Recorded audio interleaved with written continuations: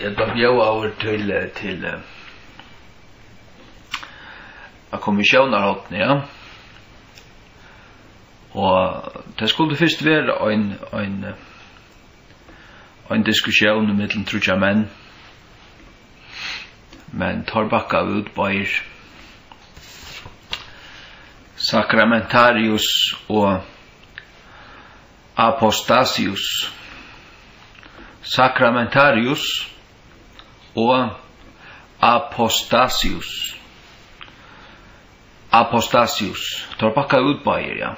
Tar du inte. Uppenbart. Tar du inte snacka om det.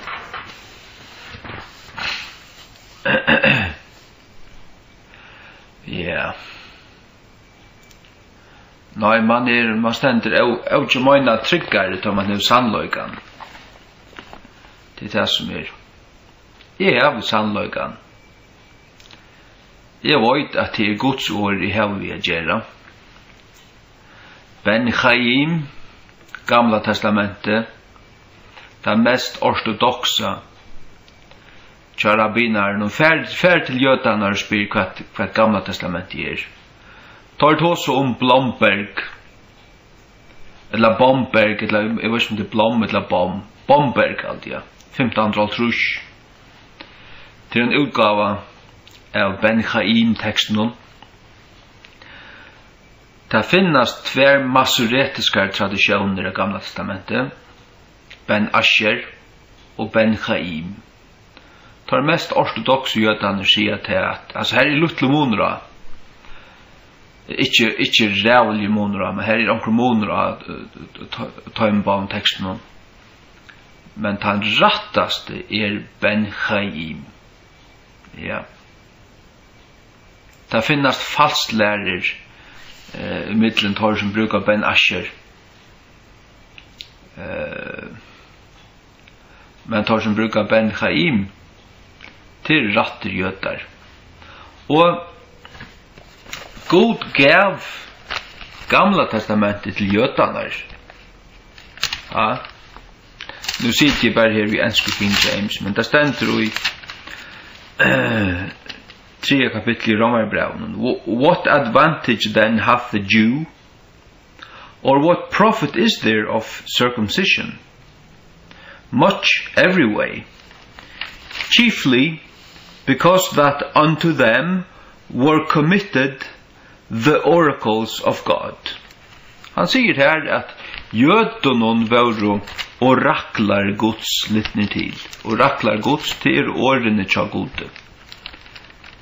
Tei var liten jötonon till. Och jötan här var varvått till fullkomliga rönt. De skulle vaska sig kvar för att skriva av Guds namn. Och i bär. Tar som skriva av det av. Alltså tar gör det inte annat. Halt det bestämt. Ja. Så att King James tog gärna till att skulle ta Gamla testamentet så förde det till bästa texten. Ja. Inte Ben Asher. Ben Asher texten han tog Josef Kittel så stu Ashan totalen. Han var långt korrupt ur förvägen och han korrupterar igen vujare. Och så när han sa under Hitler styrningen korrupterar han vujare.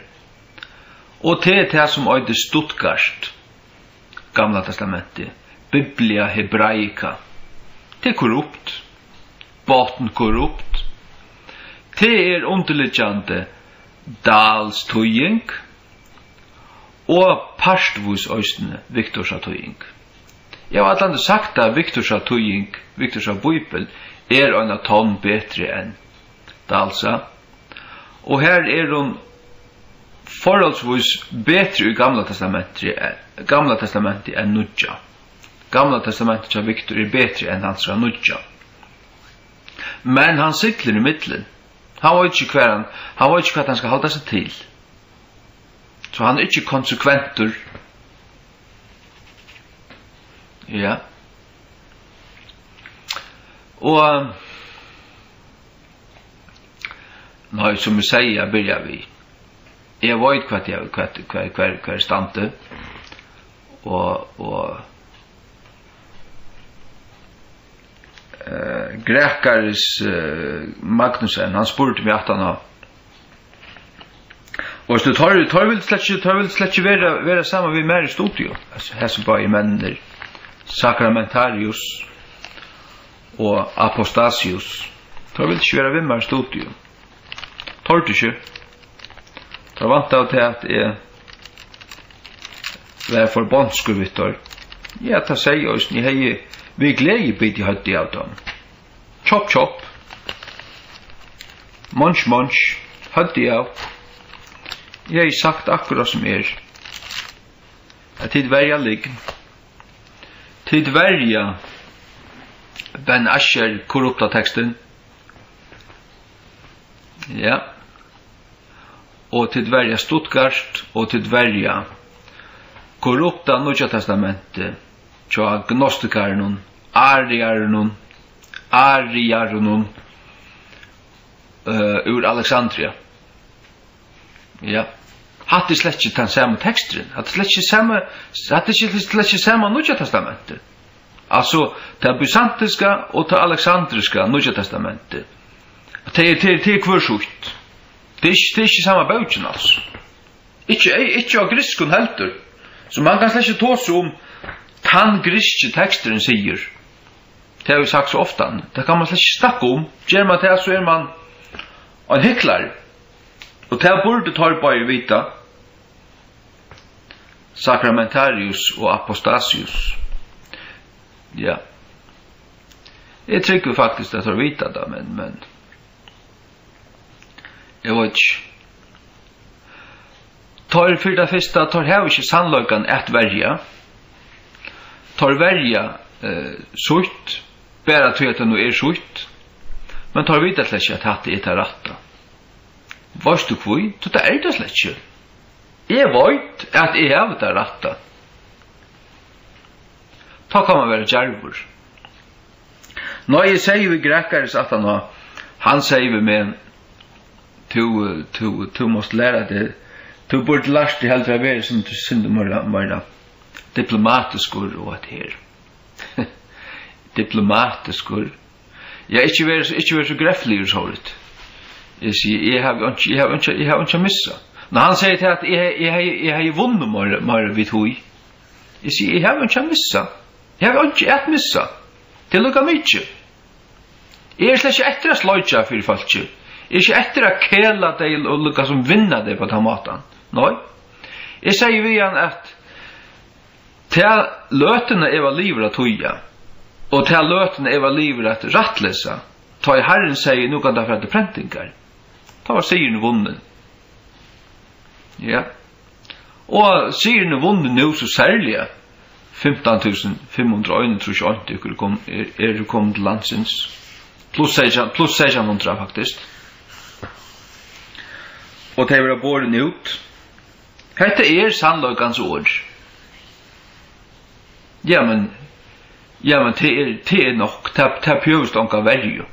Det pjøvest ikke nekka som helst. Det stendte for seg sjolvun. Jeg sier det her fyrir at Høyle anden sier fyrir munnen hjärsta at King James var Guds ord. Jeg har snakket så rævla nekvar av føringar. Jeg spyrir deg, du så varst du at King James er Guds ord? Nei, de føler det bare. Altså, de vet det bare. Og så har det òsni her til at Horst Annor sagt det. Det sier jeg det samme.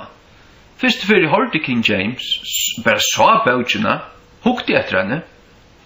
Akkurat min hjärsta sier, hatter hon. Og det var akkurat som det stender i Romerbrevet 8, sjálvur anden vittnar vi ande okkara. Det var akkurat som vittnar i munnen anda. Jeg kjenner Høylig andans rødt. Det var Høylig anden som sier, hattet han sanna bøtjen. Jeg vet at det er æra vis. Ja, altså hun er perfekt. Og når Apostasius har vi forstått sier akkurat efter timelinjen att han snackar om havsruttlarna. Vad är det kvärt? God hever ankan till mist så ett år bostur. Vi vill inte och gräva efter Guds år. Är det så lösning att det ska vara? God hever ankan till mist så ett år bostur. Han är väl varvåta framlockade det. Ja. Som vi har en darwinistiska tankagångt. De är evolutionister. Det är alltid att Guds år evolverar. Att det är lukka som anna för att finna det av hur Guds år är. Nej, vi har det. Jag har det. Ja, det är inte, alltså det är lukka mycket vad jag har funnit. Det är lukka mycket. Jag har Guds år. Han är väl varvåta. Och i King James av 1611. Det är väl han. Ja. Det är väl han alltså. Ja.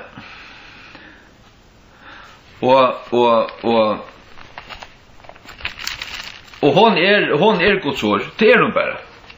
Och simpelt han färdigt alltså. Och inte lägga trätt. Det var inte bara. Som vi säger, har jag anten sagt mig det. Ja.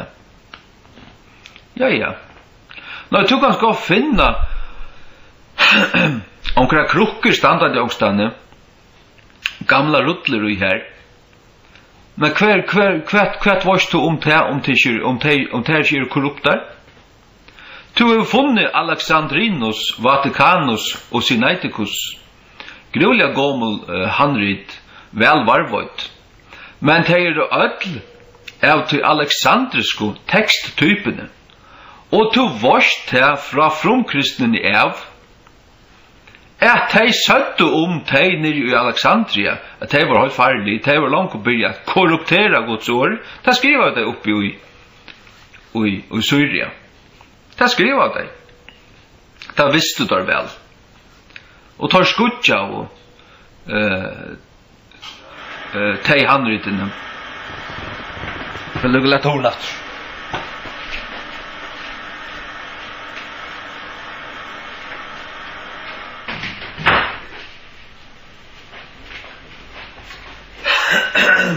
Tor skutja av tei handrytene og hilde dei atskilt. Ja. Og reformatørene Erasmus, Robert Stefanus, Theodor Beza, Martin Luther, William Tyndale og tar som tutto franske bøyblene, polske bøyblene, Uslenske bøyblene, gamle danske bøyblene, allar der første reformasjonsbøyblene fra reformasjonene 1516 og frametter 300-400 år frametter tar brukt allir som teksttyper til bysantiske teksttypene. Ja. Han sjálfur Erasmus, han fick bjaua. Han fick brövsändande ur Vatikanen om kvart i Vatikanus säger. Vatikanus blev funnen i chattlaren i Vatikanen i 403 så det har kommit fram till Erasmus arbete på sina första utgåva i 1516. Han fick bröv som satt och hick vid ett äteligt manuskript nere i chattlaren och tess säger sålös här. Det varst. Men han vräka i alla läsehattar i Vatikanus. Nej, han tog det sucha det hatta och korrupt. Han hej en 12 som han visste var röjn och gå av till rött och texttypen. Och det var nog. Det var nog till att få en gåa början i textus receptus.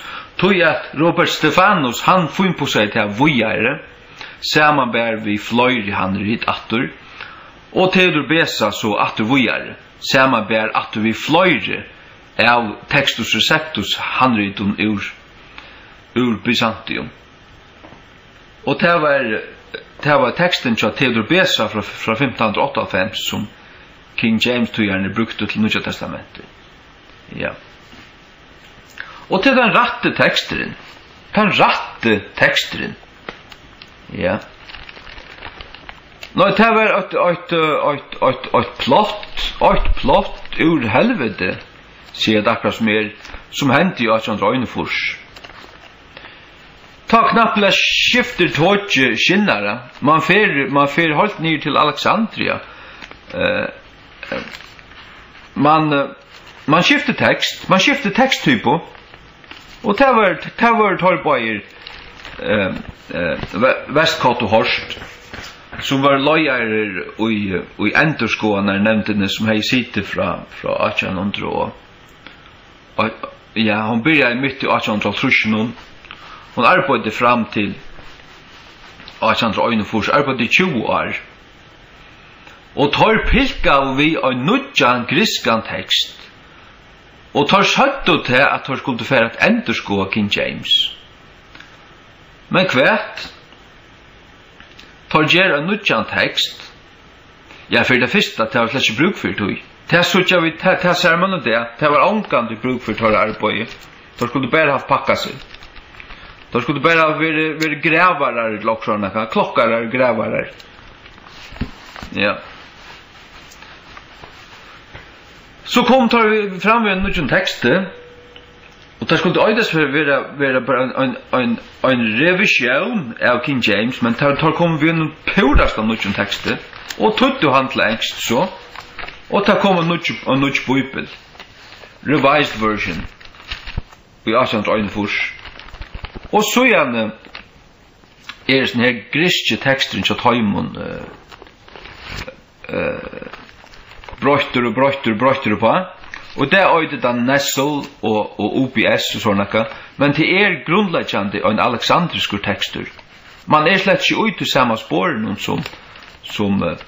som blev lagt i reformationen. Slett inte. Alltså hej Luther kom fram till åkara dagar. Hej han hukte på lutherska kyrkan i Tyskland i sådana och Danmark och sådant. Han är ju ötast vi. Alltså han är ju bultras av biblarna utjökt med horna. Fullkomlig, han är slett inte känst vid dessa biblarna. Nej. Slett iverhövrigt. Jag har Lutherska bibel från 1545. Hon är akkurat lika som King James. Bäg gamla och Nya testamentet. Akkurat lika. Ja. Och jag vill avtäljande ferier in i Mariekyrkjen i Kyrkjebø. Här ligger en gammal utländsk från 1544. Hon är ösne lika som King James. Och slett inte lika som Kvörsedal eller Victorsa. Och jag har sagt det så ofta att Tringarna så Dal och Victor hade samma perversionen, att det samma pervertera i texten. Ja. Och där och ni vet torrbøyer Sacramentarius och Apostasius har vi det av. Tar jag ju torra och studier samma med mig. Har man av hört och inslag chamar. Ja, och jag har ju först för att som jag säger Johanne, bit i hötti av dem. Chop chop. Munch munch. Munch munch. Ja. Crunch crunch. Det här tu. Ja. Apostasius. Ja. Som löser fyrlästrar. Och jag kunde inte lära. Och jag kunde inte lära.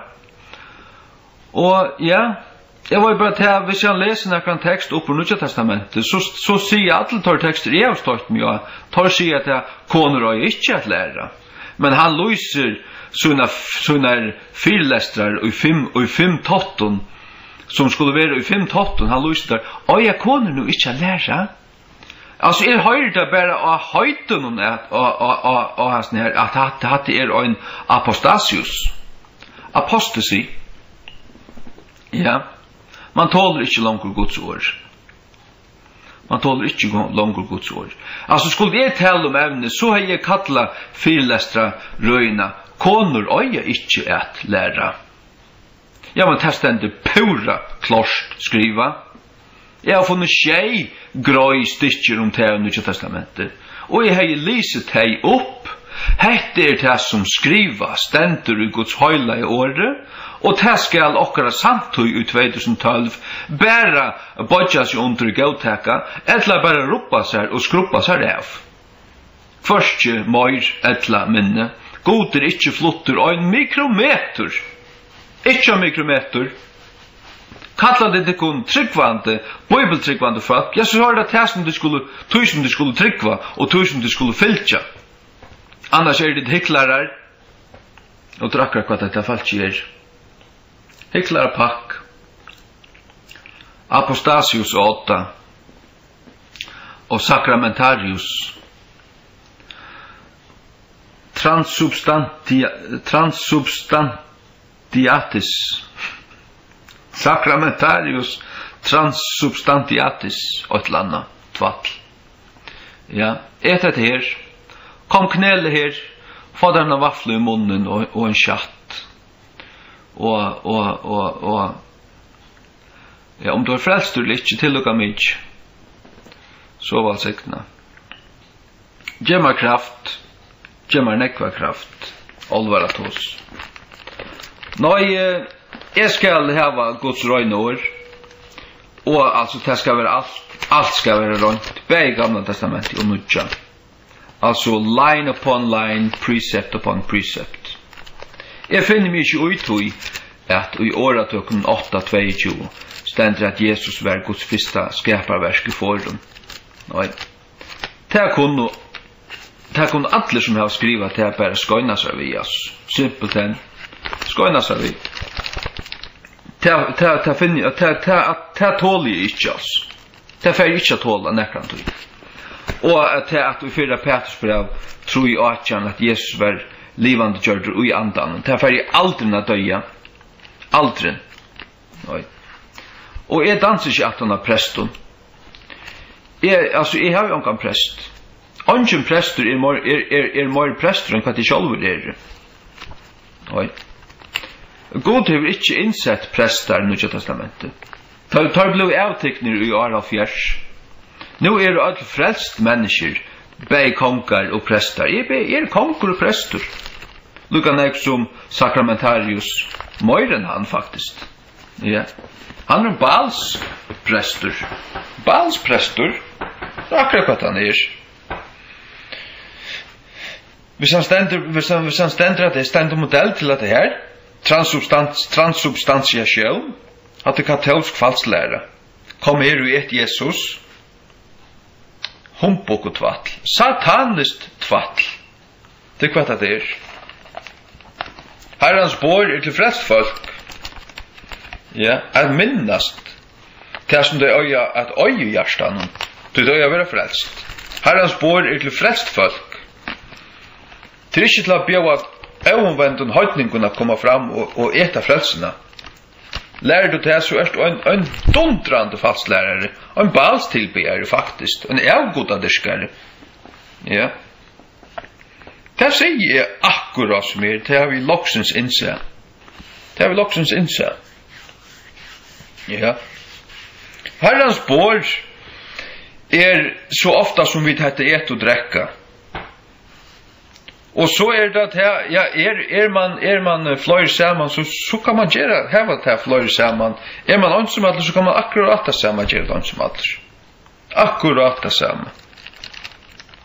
Ja. Det bare en tverrtrudja vikursyn i hei. Breibrøding for meg sjálvan. Ikke problem. Akkurat det samme som nekka annals. Akkurat det samme.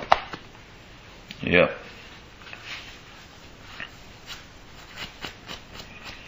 Nei, så hadde vært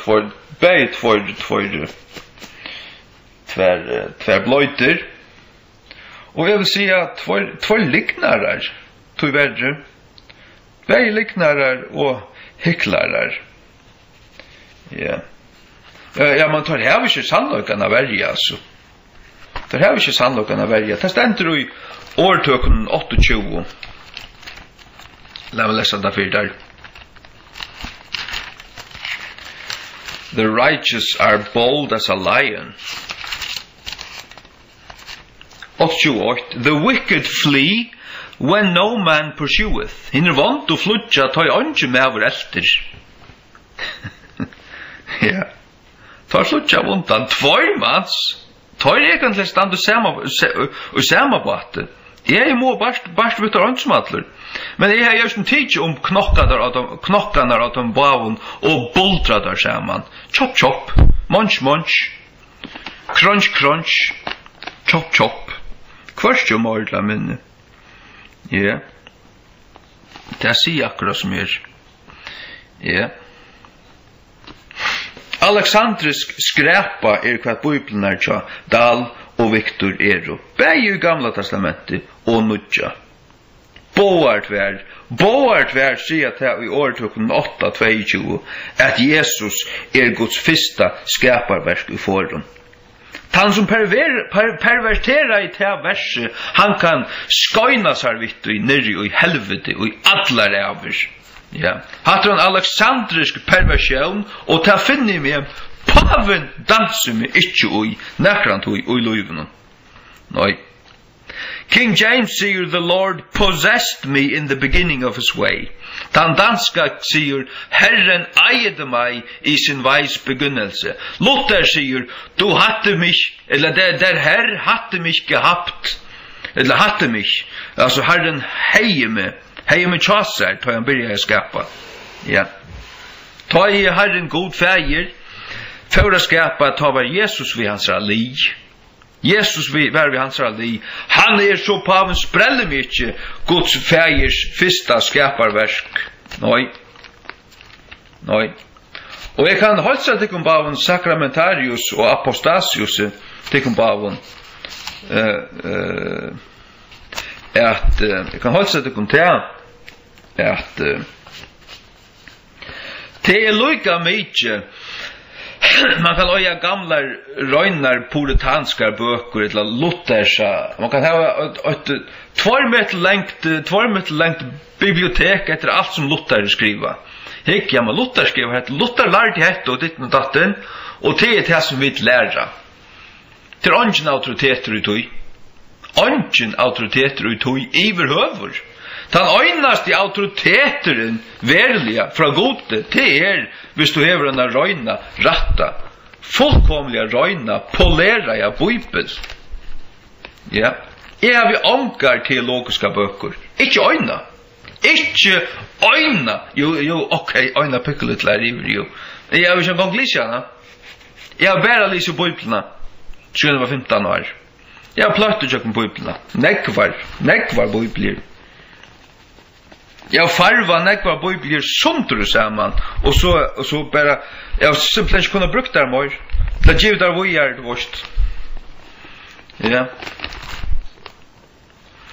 Det det. Og hon altså så Bibelen sier det, og lærer det klart, og i øynene avsnittet, og man kan samarbeide ved et annet, ikke heter pura klart. Det her Guds lærer om hendans spurningen. Ja, men så det avklara, altså. Det purasta avklara. Særlig hvis det stender i en høylen kapittel i en brev til Paulus, etla fra Jesu egna munne, etla man ser til at Jesus sier okkurst, som kastar avvist ljus av spurningen, så kanskje fyrre kring tjei, sier Paulus. Her kommer han inn at det samme, og så ser man ber man teipa i pettene, og så ser man en holdt, hetta vet jeg, her ikke hål og i møyr, alt her. Ja, så hatt det her, altså. Så kan Luther sutta sokkene kjøsser, altså. Han kan sutta sokkene kjøsser. Ja. Og snusa seg, og fer be. At det lukka mykje, fullkomlig lukka mykje, om Luther har skriva 200 suger, og Calvin, om evne, altså.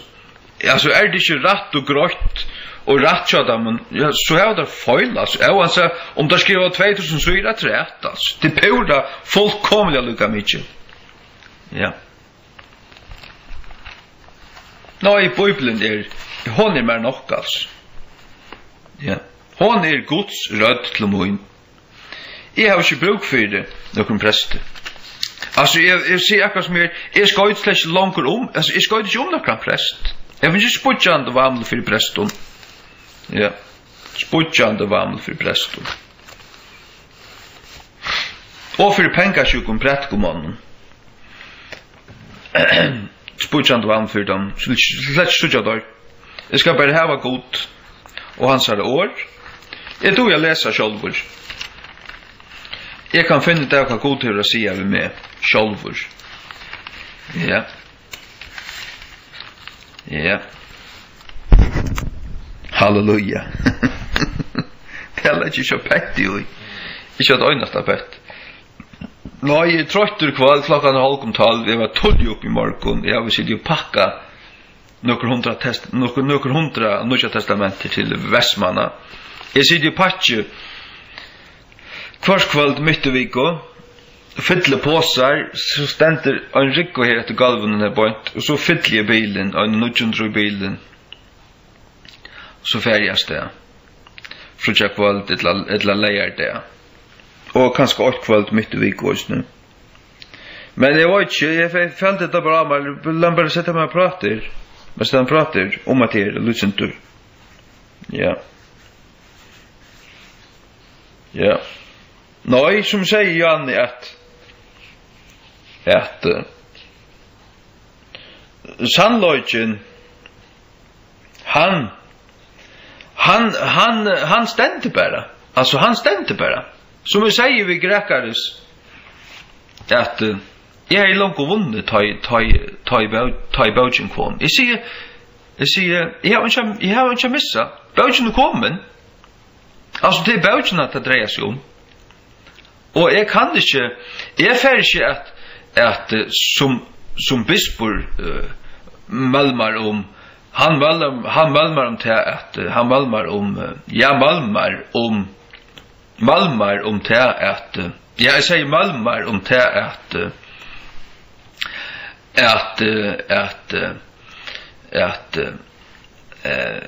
han malmar om marknadsföring, humpokotvattl. Man marknadsför inte Guds ord. Det gör man inte. Det är god ångan det har bruk för. Tar man frafallen. Till apostasius, omatröter, apostasi, frafall, utvattning. Ja. Guds ord pjus ska reklameras, säljas, slett inte. Det rätta, så säger hela anten vi ögnukvön och hjärtan hatte baugen. Då har det bara stillesligan. Ja. Och de fölkene som älskarna, för det som hon är, till lukka mycket om hon har godkantar och kalvarsynslevor. Pura fullständiga lukka mycket, eller om hon är pränta av grönt papur. Eller vi grönar perm och blädar perm, bara lujma samman. Det är fullständiga lukka mycket alltså. Det är det bara. Till lukka mycket. Ja. Nå, jag tar i Jack Larbos morgon. Så kom en kona till mig ett förstånd. Hon säger vi, men jag har det utvart nu. Jag säger lite, ja. Du klarar det väl, säger hon. Men de tar väl. Och vad ska hon inte en gång frälst? Hon tar sig blodligen vid mig. Alltså, jag vet inte om att hon är frälst. Jag vet inte om det är nöj. Hon tar sig blodligen vid mig. Hon var signa i mig. Hon styrste mig. Ja. Hon har snäckt om det som jag har gjort. Hvordan jag kunde tåra upp med så tvåimon, så mäton mannen som att här. Jag säger tåra upp med dem. Det var tåra som inte tåra upp med dem här. Tar backa vuntan. Rävskudar. Tvår med jag innan tar du inte. Så sitter där här. Och pilkar vi det som jag säger att han har. Och en halvan timme. Jag slappar ta sig ökar till. Virkelig märkligt. Virkelig märkligt. Det må jag säga. Att det är att man köper runt mjöl på sen. Tar man inte häver sandlagan att värja, så blir det på andra mattan. kolsvörslig, det røyna skvalter, humbuk og tvatler ur byrjan i enda, som vi sier, god ronkande missudor borstur, aldrin, det ikke vir borstur i øynun attarlig, ikke øynun, han lova og King James at varvoida det hever han gjørst, som vi sier i Gamla Testamentet og i Ben-Chaim, fullkomligan, altså, jødaner hava alt tog ått baukarutler som har vært ute i tusenar av gamlar, du vet. Tusenar av gamlar. Ja. Altså, tar øya baukarutler av Gamla Testamentet, altså baukene gamle røynar, som sånne 11-1200 år gamlar, for glatt vekk. Enn det. Og tar det gjøre kopi av det, så skal det være fullkomlige lyka. Hver prikkur. Det skal rattlesast av 5 måneder alltid, og det skal teljast ur baven endon, altså at han, du vet, boa veier, og tar heva et avvist tel av bøkstoven i hver bøk, og i allar tårreiene. Og hvis det ikke gjør samme tale ur baven endon av, så feiler du, og så skal det finnes, og så skal det stikke lekkast vekk, tan sujan, det er skott på en eller annen måte. Så strengt at det er. Og som vi sier, jødaner vita til at Gamla Testamentet her det Ben-Chaim, ikke Ben-Asher. Nei. Det Ben-Asher bor henne Bibelen her bytja. Her feiler du. Altså, Dalsa Bibel her feiler alla stan. Det er iverhøver ikke brukast. Slett ikke. Og som vi sier, Victor, så er en av tannfriere, men her er også feiler du. Særlig han i Nya Testamentet. Hans Gamla Testamentet er, som jeg også har ofta sagt, det er friere enn hans Nudja. Men det er stadigvæk ikke rønt. Det er ikke rønt. Her er feiler du. Jeg er ikke vel inn i hver feiler er i hans Gamla Testament, men jeg ser fløyre. Jeg ser fløyre. Særlig er det her som skralar etter meg til at her, at du skapte meg som du første verske foran. Humbuk og tvatl. Men Øystein kjør jobb, han snakkar om krokodillene og kvett pav og det. King James tåsar om bohemot og sånn akka. Bohemot. Og anjo void eller hva det er. Og tar man for Kanada tar det simpelthen tøyt bort ur hebraiskon og det er et rævlig ekvislig djaur som ikke er nekka djaur som man kjenner. Og ja, hvis du kjenner nekka til Kent Hovind, fer hikket rådene sin tur, Dr. Dino. Bohemot, det er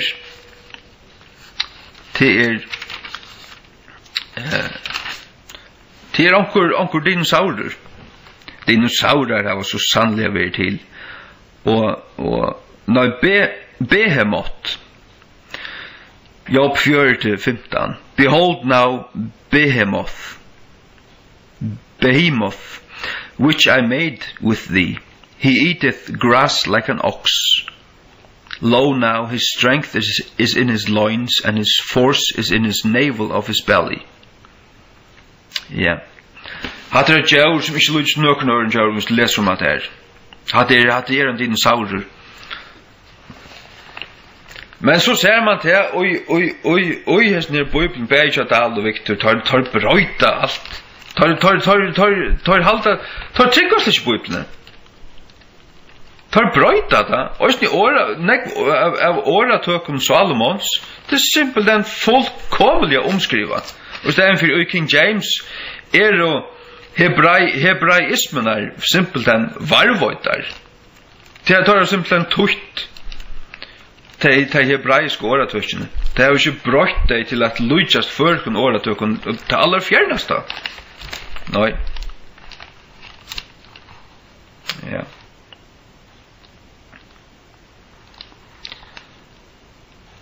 Det er det som er. Ja. Nei, jeg elsker Guds ord. det skal være rett. Og som jeg har sagt så ofte, så er det så fullstendig grøyt at King James hun var ikke lykka som hina føresko. Altså, det er slett ikke samme Bibelen. Og så sa jeg til at King James ikke ønsomøll. Jeg sa at det gamle uslenske fra 1544, det gamle danske fra 1622 og lutherska fra 1545, det er lykka. Og så fann jeg det at alle Bibelene fyrir tøyne var lykka. Ikke bare fra reformasjonene, men også langer etter. Den gamla latinska hei vært av det samme som teksttypene. Og man kommer fra Antiochia. Ja. Og forskjellige lutle balkar som var utanfor katolske skøtjene og på jøkken myaltene. Valdensarner og lutle balkar. Tar høyt og en teksttypo. Og de som kan det, de sutja til at det at den teksttypen den antiokiska eller byzantiska teksttypen som tar høyt. Det var den røyna Bibelen. Og hun fanns det også i imson tyskun og hollandskun tøyingun og Luther gjør det søyna. Det funnes tøyingar gamlar tyskar tøyingar fra 1400 og til også. Og det har funnes anglosaksiskar tøyingar fra 800, 900 og sånne. Kanskje ikke høyla bibler til vårt. Det var lukka som evangeliene og salmaner og okkur sånt. Kanskje onkur brødja Paulus. Det var i bråten. Men det fanns. Ja. Og typisk det sånn at de som var protestantisk, omgang de var i katolske skøtjene, de hadde skrifter som luktust King James. Av som teksttypen. Ja. Til det, halleluja. Det alt som alltid vil snakke om til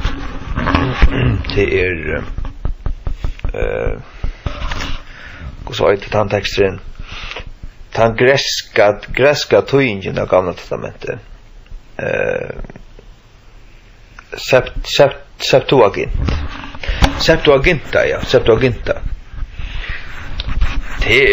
Det simpelt en fabel, altså.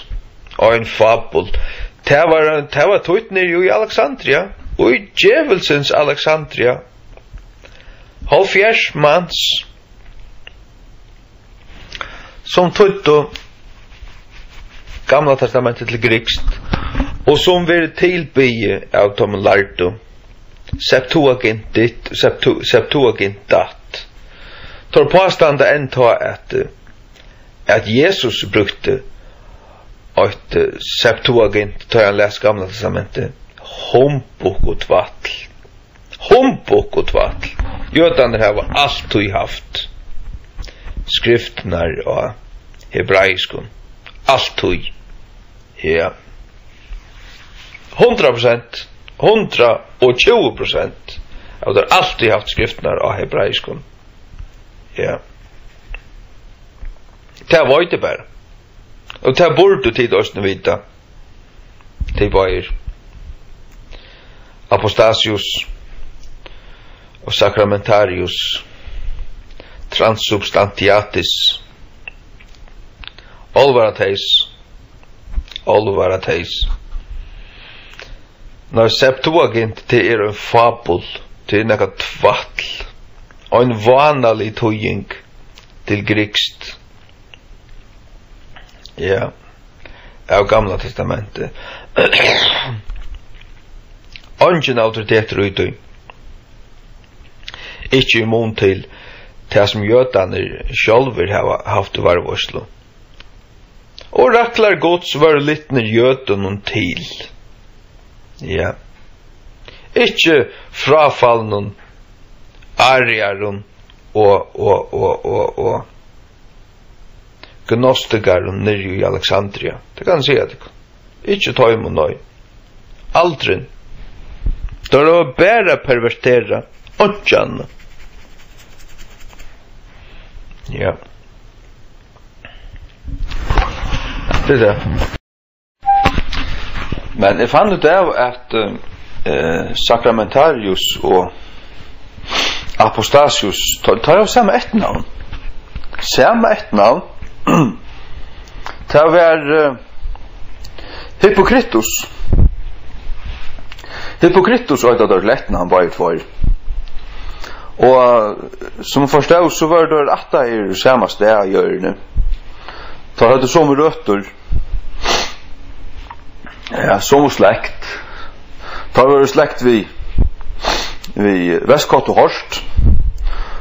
Og tar patriarkar var Philo, Origen, Clement og Philo.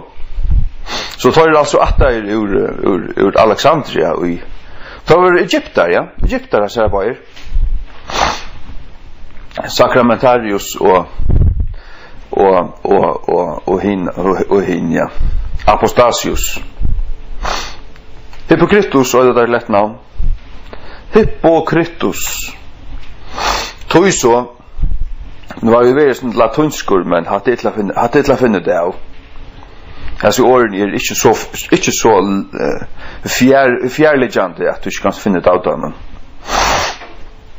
Ja. Hippokritus, ja. Ja. Jo. Det var Jesus som sier hans i årene. Thou hypocrite. To en hyklare. Det sier han ofte han. Ta i menn var hyklare. Så knapt så sier Jesus da bare. To en hyklare. Han sier det særlig vi fariseeren her. Brei profetene fariseeren her som kinko i langkom kapon. Og domte å være satter av mannen. Gjør du alt som du gjør du fyrir å være satter av mannen. Ja. Og var religiøse for løn, for penger. Men stod ikke ordentlig i sannløkene. Nei, stod faktisk ikke i sannløkene. Tog fann i det at tar øyde Hippokritus lett navn. Ja. Tar verja liggen. Verja liggen? Skal det så verja tøyr? Nei. Jeg verjer ikke menn som verja liggen. Det er ikke til at jeg ikke dømmer ilt, men jeg sier hva det er jo. Apostasius, apostasi, det er ikke frafall. Sakramentarius du vet hva det sakrament er. Og sakrament er et av Bibelen står. Bibelen lærer ikke sakramentalismo. Annakort er vi frelst ved at høyre evangeliet og trygg at høy og vende om. Eller er vi frelst ved at alt er så eten rundt av vaflo og en kjatt av 12,5% Matteus. Hatt kan ikke beie tvei være sannløgjen. Jeg vet hva det er sannløgjen. Jeg ble frelstur, ta jeg ble frelstur. Og det var av en evangelisk møte er jeg aldri blitt frelstur. Nekka som helst, et eller annet nærmende av tog vi er knele ved en aftarring. Aldri. Så jeg vil anstikt for jeg snær. Og herrens bor har bare givet meg nekka styrst. Det eneste det som det har givet meg til er til styrst med øytrunne at han at det er bare verbliven tryggvande. Frelstur altså. Ta jeg det styrst det som i øye. Men jeg et ikke Jesus. Jeg et ikke han parstvis. Nei. Han bor i mer høylvis. Annakort bor han ut der, eller bor han ikke ut der. Ja. Jeg så et sned og ting ut alls, og Viktors av Bibel, sørste viko. Her stod og her, og et eller annet, og anda stod vi stauren. Alltså det största vi ett rum här alltså.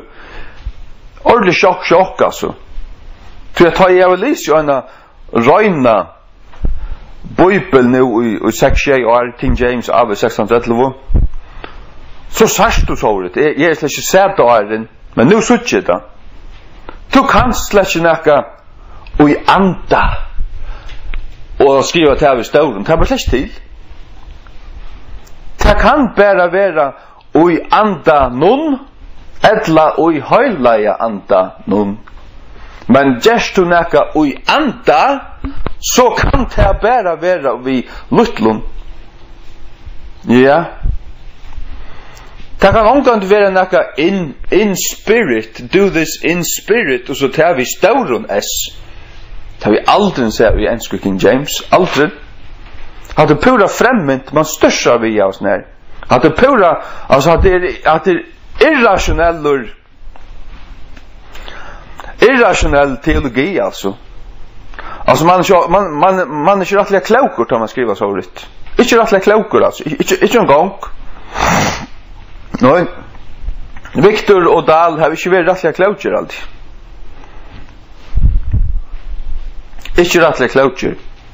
Det samma får mig till att säga om Victor. Det var ju att han var rättliga klokor. Ja. Det var den alltså.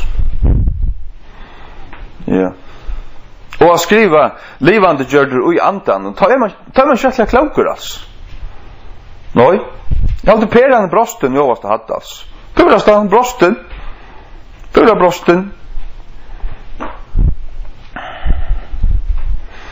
Ja. Och som Dahl skriver alla ständigt i Gamla testamentet. Han skriver andabloster i Herrans. Andabloster stämmer för the spirit of the Lord. Andablost. Ja, men det kan också märka vinter. Humbuk. Det har haft det röjna skvalter alltså. Ja. Så tänkte jag Hippokritos var ett namn. Och tar var ur Alexandria att han i det, ja. Nej, alltså jag gör det bara sin attargranskning alltså. Här ser här. Hattar västkott och hortsammen. Tar värja till. Och tar lej på sandlöjkan. Men här var en masko av att stanna av att vara sandlöjkans män. Ja, men så är det en maskerada som tar framföra. Alltså självlöjkar här. Och det kan man kalla för Hippokritos. Hippokritos. Hycklare. Ja. Och ja, måste då titta annars känna back. Men kvärt. Liknen tar livebrei. Och som det ser ut så är det många människor som vill välja sitt livebrei oavsett kvart det är alltså. Ja. Men har inte sannolikt. Ja. Nå, jag kan vara djärvor ganga tvei. The righteous are as bold as a lion. Det är nämligen det.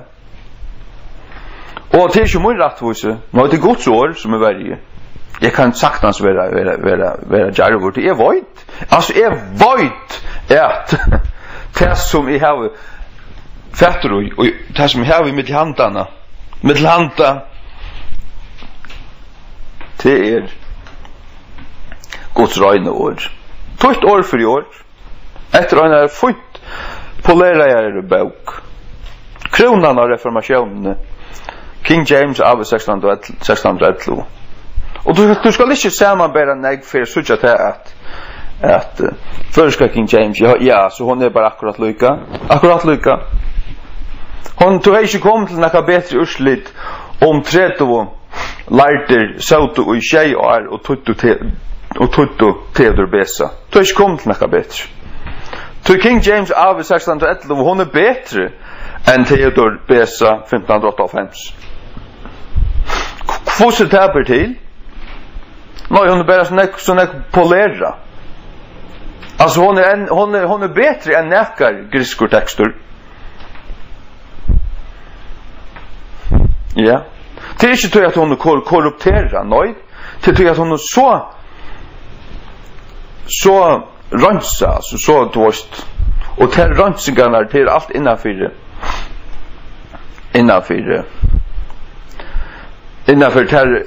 rätt och rammen som man kan bruka tar man arbetar vid Guds ord.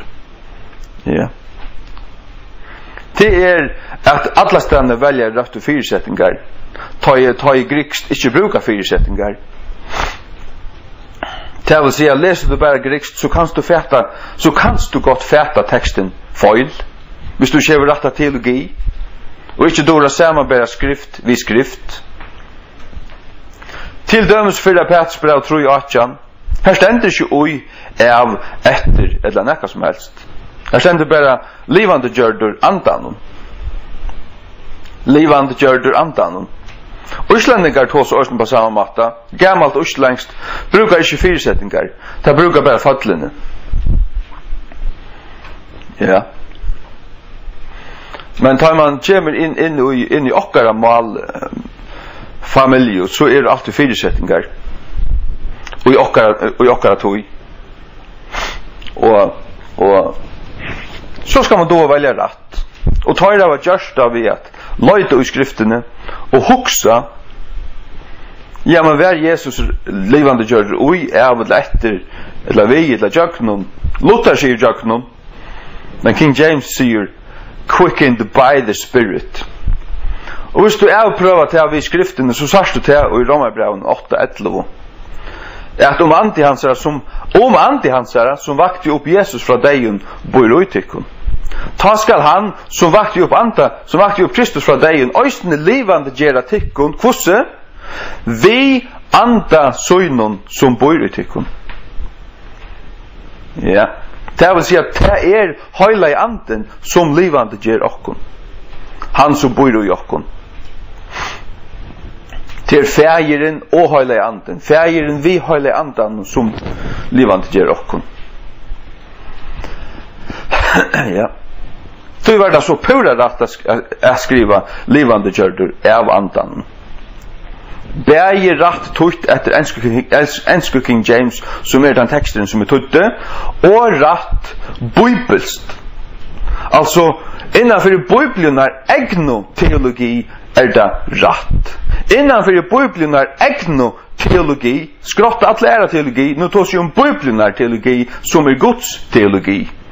Så är det rätt att skriva av antanon levande gjördur av antanon och att skriva levande gjördur oj antanon är all hex antrisk mytologi. Ja. Arisk lära och gnostisk falsklära. Det går att det som är med till att du skrattar och Jesu namn och kommer ut till Guds ord. Ösnen till Bayer Alexandrianare som inte tar det att snacka. Annars må Jesus vara signad för något. Snedot är här vid omkran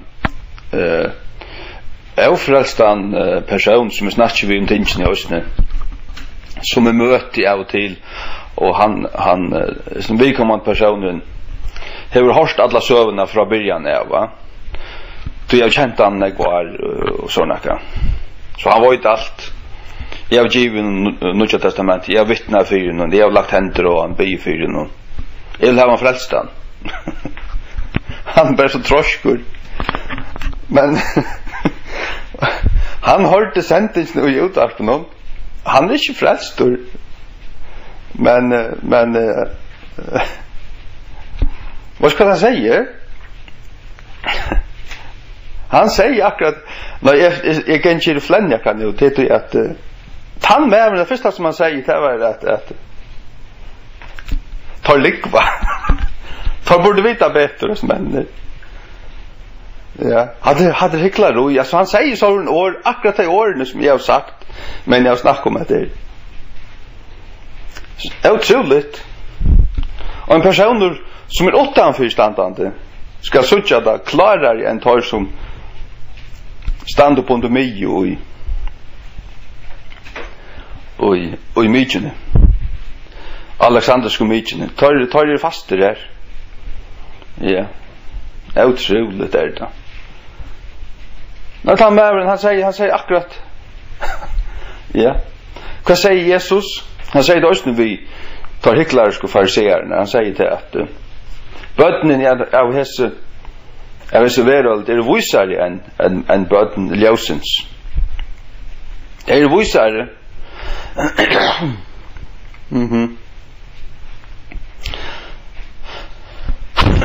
En bötnen är ljóse. Visare. Sjálvt du har ett bötnen ljósins så måste du salvast. Vad är det så där? Det tar också om uppenbarelsen av tro och atjanga. Jag också om något annat. Jag också om att du blir en Kristus. Nej, här är bara en Jesus Kristus. Jag också om något annat. Jag också om att men jag också om att han kommer till dig. Hin salva kommer till dig. Och för lov till att smörja salva och egna. Och skålen detta är. Lukas som Paulus. Skålen detta är. Då får det sucha allt så klart. Och vad ska ta hvis han släpper till att salva det så hände det som stämmer i 1 Johannes brev 2:20 och 2:22 om salvingarna som vi har som bor i okon och sannlöje angelig och lär okon allar loter ja ta skölden detta av så knappt det först var så allar loter. Det var som tar jag flottet till Islands under sånt 3:5. Jag kan gå skola. Jag är här 3 veckor. Jag runt att förstå mål. Jag satt och lusta i skolastoven. Skilte bara att lite som det här där. Men så ut i 4 veckorna. Så för skolan jag. Skutjene för det så ges och solen skån efter einar vecka dotte jag allt urslängst. Det var bara jag skulle pressa mig in i nacka. Och så kom det hatta det. Ja. Men jag dotte jag snackade åren, jag läste det åren. Jag helt med då det, men inte till fullnär. Det har alltid varit det samma vi ölarna kom fast ju där. Det är det ljósins bad. Det känner Jesus. Men det hittar ner i skiten spegel. Det speglar sig i brotten och speglon. Det hittar på puslespöl vi 4000 prickon som manglar 100. Som manglar nöser och ett eja där. Och ett öra av hästen personen. Ja. Och ett naglamärke här. Och en torner och en krona där. Och så vidare. Manglar. Jag synes ikke at han manglar ikke ut i rette teksten. Og det er ikke bare King James.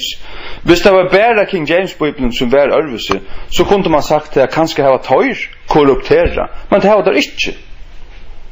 Tøy at først og hitje og i alle reformationsbibelen så er det lykka som King James. Det som hent, jeg har langt sagt det, det var et djevelst plott, bort opp i helvete. Han fann 2 menn i Church of England, Westcott og Horst. Og i 1830 tar byrja og så på sitt arbeid i 1831 loksåret. Arbeidet fram til 1841, men så også nå vi er fram. Og tar gav så teksten ut i 1841. Den alexandriska teksten hadde vært plott og sier 8 rett. Jesus sier ta människan kommer åter, man tar för att finna trunna i örne. Och sådan Thessaloniker brev tosar om och störst frafall på inte en antikristus kommer. Antikristus bara rätt av kommen ska se där. Han är point himmen i örne antikrist. 3-4-5 år så sagt antikrist komma trona av örne. Tror vi kanske att väl. Ja. Alltså nu profeterar jag slett inte. Det är överst här, jag säger bara sådana här. Att det kan vara så. Men ja. Frafall, ja. Frafall. Och nej, det är tjej kyrkor i uppenbarelsen. Tannkyrkan som profetiskt var galtande från 1516 till 1841, eller man kan säga första 1900-talet, 1906 lokalt. Det var den filadelfiska kyrkan som varvade Guds år och inte avnokta i Jesu navn. Varvade hans år. Varvade ormut, säger Jesus. Varvade ormut. Ikke avnokta navn mot. Det var den kyrkan. Hon hade det rätt ordet och i början av tog måtte det loja. När de blev bränt, helt ötliga när. Det var reformationstogen. Och hon var fyllt vid nekvun av fätliga nekvun vetjinkun i USA och i England. Tyskland. Alltså reformationen själv. Folk för fra att vara kavhöjtna katoliker till att vara rätt lärande och rätt tryggvande lutheraner. Det ska ske att det var rätt frälst, men det kunde så bli det. Ljus var kommit till en närre, det kunde så det. Men, och jag känner ögonen först fram till 1906 så hände jag skifte. Medan män sväv och kom fortjänten och tog borster året som var så. Så eldgräs i ösne. Och stjäl året. Han tog det borster. Och det är det som hänt det. Folk var inte bättre. Men folk sitter vi korruptera om Bibeln. Och vi är nu kommit in ut till laodikiansko tøyna av kyrkjene. Ja, ta lunkno som hvis hun ikke venter om så kommer god til endans av spudjane ut. Tøy at hun frafallen. Hun sovna. Hun hyklarisk. Hun elskar ikke Guds år. Hun hever ikke Guds år at elska. En gang. Hun hever det ikke mitt i handana. Nei. Hon har blekkat av vekk. Tøy sier akkurat som tøy jeg farga første reformatører. Om kan ikke haft nekkan reformatører. Jeg har givet dekun reformasjonsbøyblene som ikke føringur gjør det. Ta i det skulle være gjørst. Men vi har haft røyna reformasjonsbøybler, men det var alle danskun, edla og islenskun. Men anke enn. Ikke her til av føreskun, men nu er den så kommen. Ja. Og hon ser ut nøklunda som hon heisa ut hvis det førest var ordentlig fullt og blauma og vi hadde åttat skriftmål avslit i oppsøkene alla mygaldene. Så har hun sett ut sånn som jeg har gjørstana. Så jeg har gjørstana rett. Jeg tar veit det så sjálvur. Du kan säga hva du vil. Jeg veit det så sjálvur. Så jeg kan leva vid meg sjálvun. Jeg sover godt, jeg var sagt hva du sier. Og som sagt, så har vi hentan her en betrusspelaren. Jeg ber då møstna for nek, ja, så stint jeg også inn i øyrene og lust etter omknøren. Lust etter omknøren. Jeg spilte ikke tøy på Malmar her, og og apostasar og sakramentalister tider nakrer hypokritter. Ja. Man god gjør det kunne nøye til omvendigar. Jeg kommer til å kunne opp ur mykene færre ube og komme over og ragga til å kunne over til samlagan og i Jesu navn. Og jeg tenker at rett sjående måtte Apostasius leipa av Kongsins bok av 1611. Det var sjående vant at han gjør det til. Apostasius Hypokritus leipa av Kongsins bok og sier til at hun var nek brott og han sier til at hun var endurskåa 5 ferir. Nå, jeg kan si hun vil være funnpussa 4 ferir. Jeg skal skriva det opp nyan for dette innslag til å kunne lese det. Jeg har sett suger ur under King James fra 1611 ur Matteus. Jeg har jo tenkt her på veggen ur dømarabøkene og en større part av under suger. Og jeg har samanbordet til vi King James-bøkene som jeg har år for år. Og det lykka år for år. Akkurat hendinga komma her og der brøtt. Stavsettingen av nekon åren brøtt. Og det endurskåingarna som fører fram skal I holsa Apostasius Hypokritus. Ja. Det endurskåingarna. Og pluss til at ta varda sålesne at alt ble sett ved blodje og du måtte sette det spegelvendt attanfra tog kommer nekve feiler ui til å si at tar som sett og tar hadde teksten framme fyrir seg og så byrja der attast og tar arbeidet fram etter og tar sett og øyne og en bakstav og så gloppene og så kommer inn og alt det her vi en sånn setar at det var men det var vi hånd 8 og 8 blodje 8 og 8 blodj råkner vi til å sette. Det var gamla bokhandel. Jeg har sett det. Da jeg gikk kjente til 8. klasse. Da før vi så gamla bokhandel. Vi så 2 menn så du her og sett forskjelligt. Som det skulle bli I forskjellig såret.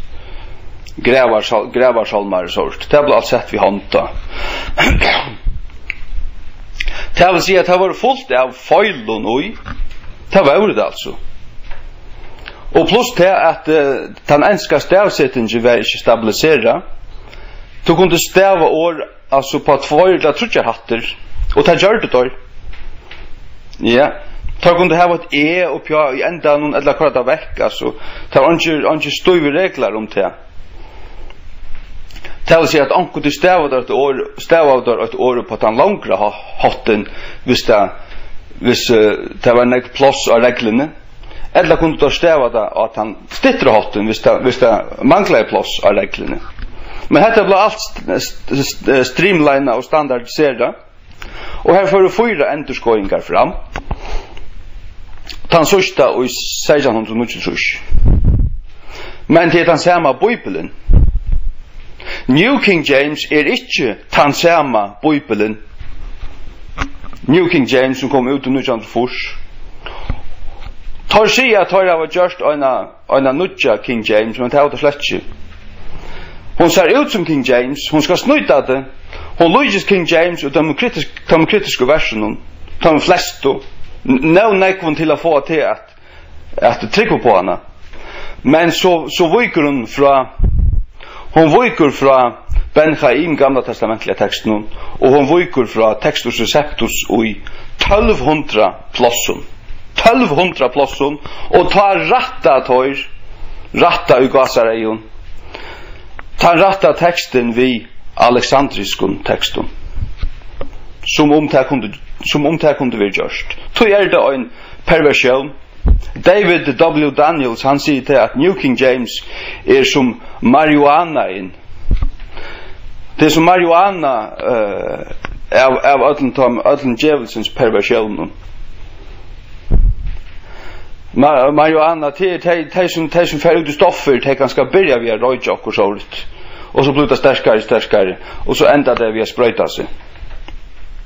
Det är klart New King James här. Offrar du sannlöjkan för en som är nästan sannlöjk, så är det långt knäckavur. Det är långt korruptur. Korruptur märker spiltur. Det är långt spiltur. Apostasi. Frafall. Tan lunkna kyrkjan som god hever spudjande vannfyrir. Han som har spudjande knut ur munnen. Tekar hycklar där. Det är det. Men nu har vi givit det sannlögan. Ja, det har vi alltså. Take it or leave it. Det är det. Lägg mest till att kvarselinten etla iktus. Kvarselinten etla iktus etla tro på in hava kontakta med det allra fjärnaste. Men Daurvika och kringkvarpe hava kontakta med. Djävulsens fjällmillar hever god kunna brukt till att bröja ut eller upplysningar om sannlöjkans år. Men skal säga där kvui hansara folk, inte kvui hansara folk renner undan, linten, trobojen och iktus. Det kan säga där, så på en framligan. Det tog att de pleier bara sånne egna fjärrar. De hugsa om sin egna glorio. Og så det egna omdømme mittel manna. Ja. De arbeider på sin egna rattvise. Så det egna navnfremme. Sin egna navnfremme, eller hva man skal säga. Her det så einfalt at her har vi ikke, altså. Jeg har vi ikke her at verje. Nei. Jeg legger ikke ui alt at det er. Jeg har mine rattvise for gode. Og hon er egentlig Kristus. Det det som er. Jeg har ikke min egen. Men jeg vet at ta i heve Kristi rattvise, så skal jeg liva henne. Så skal jeg liva hansara rattvise ut. Gjør jeg ikke det, så er jeg en hypokritus. Apostasius. Som godt kan fære av konsert til Sir Elton John og alla möjligheterna att det ser. Och båda till utom allt landet till finnaste orten. Till en hypokritus. Totalur. Ja. Så kan det vara en smörklump i rötterna. Och allt det här. Och till synlatande plättfröjur. Han är en knäcka ur hypokritus. Folk kommer igen. Ja. Det är väl näckfrier att han var sån där gräfflig i munnen som Jesus och Johannes och Paulus och Peter. Det var det där. Tog hycklar kunde jag knappt säga. Till år som tar att du aldrig funnit på sagt. Sakramentarius och Apostasius. Aldrig funnit på sagt det.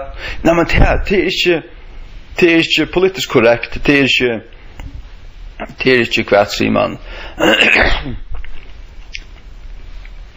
Det har man aldrig frattast. Att det har sagt något tydligt. Det säger Jesus åpenlust. Han säger sannlöjkan åpenlust. Ute av torgen in i templen. Ja. Alltid. Han sannur inna botten. Det vill jag vara. Jag ska inte säga att det är det. Inte muntlig Jesus. Men det vill jag vara. Det är det första att du måste vilja vara det. Hvis du vill vara det så är en chans för att du ena för första komma här till. Hvis du alltid där var lugga mycket, ja så har du långt tid för kärsta kaos och du först bara långt borster ut i apostasi.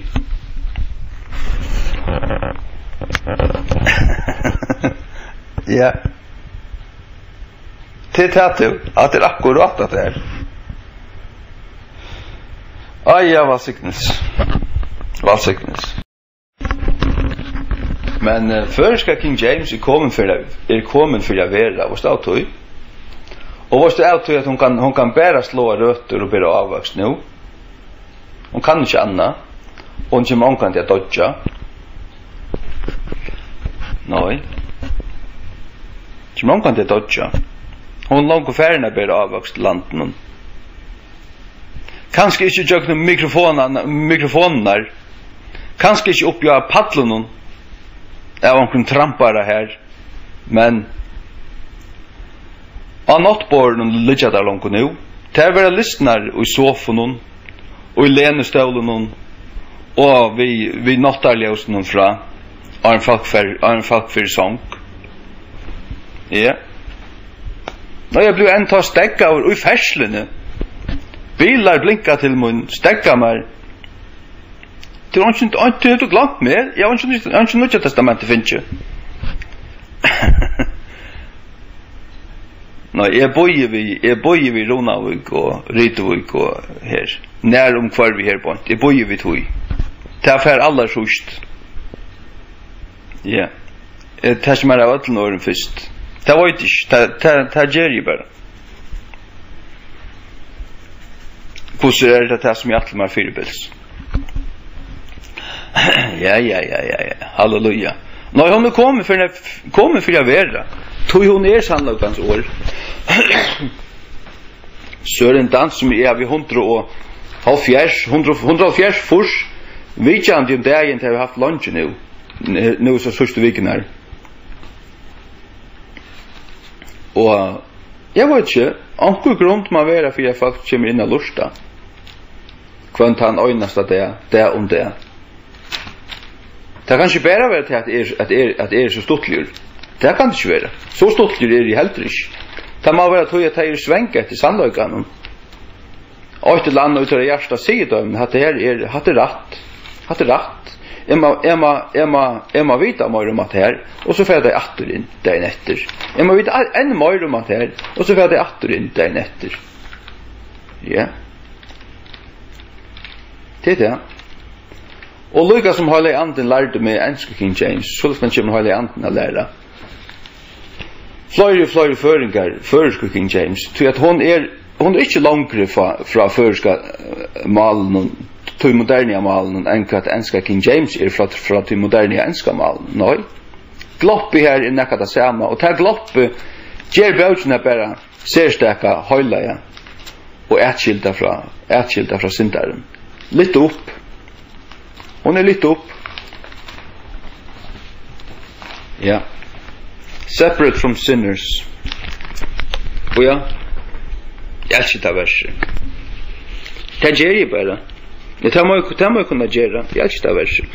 Hebreerbrev 6:26. For such an high priest became us, who is holy, harmless, undefiled, separate from sinners, and made higher than the heavens.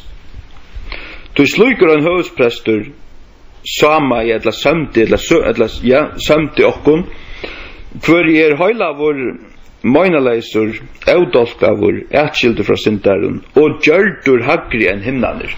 Han gjørdur hagri. God gjørdur han hagri. Ja. Og öllase tingene her øysning altand fyrir hans høyla i år. Holy, harmless, undefiled, eudolka, separate from sinners. Mali ui her skal være ætskilt fra malen tja syndarun, and made higher than the heavens, og gjørt hagri enn himnaner. Ja. Det er akkurat det som stender i Salm 138. Takk og lov. Boja mer.